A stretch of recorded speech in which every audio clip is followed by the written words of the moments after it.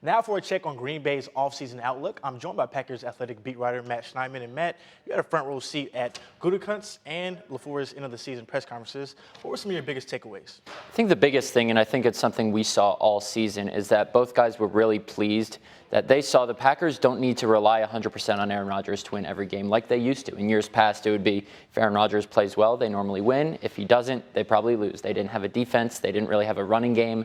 Now they do. They have Aaron Jones, who single-handedly won them a couple games this year against the Cowboys, against the Chiefs, against the Panthers. And they have a defense who won them a couple games this year against the Vikings in Week 16. You go all the way back to against the Bears in Week 1. So I think these guys realize that their window to win with Aaron Rodgers has not closed yet, even though he didn't play as well as we're used to this year, just because they have a better supporting cast around him.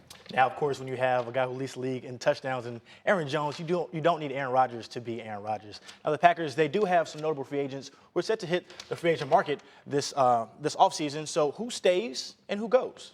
I think the one guy who will for sure not be back is Blake Martinez. I mean, Gutekunst said at his wrap-up press conference last week, he said, I want to keep Bulaga, I want to keep Tramon Williams, I want to keep Mason Crosby. When he was talking about Blake Martinez, he goes, well, Blake's contract is up. We got to figure out what we're going to do at inside linebacker. So you can just tell by that tone that Blake Martinez probably won't be back. He's going to demand a lot more money than what the Packers will be comfortable paying him, and he also didn't play very well this season. So I think that's the one guy you can say won't be back.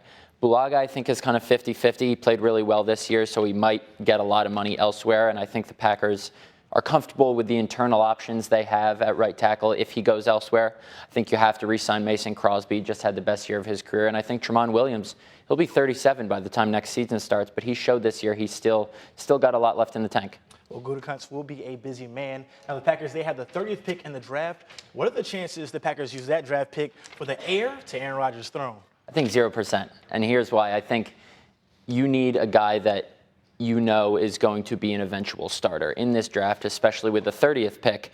You don't know if you're going to get that guy at 30. We were talking Joe Burrow, Tua Tagovailoa, Justin Herbert, Jordan Love. Those four guys are the top four quarterbacks in this draft, and they're probably going to be gone before 30. Plus, the Packers have more pressing needs than a quarterback who's going to be a backup for 2 or 3 more seasons, maybe even more.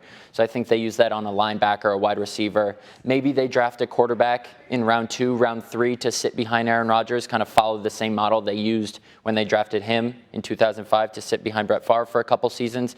But I don't think they use their first-round pick on a quarterback. And, of course, you know, the GM also mentioned that they're looking to upgrade the Packers' skill position, so it will be an interesting offseason.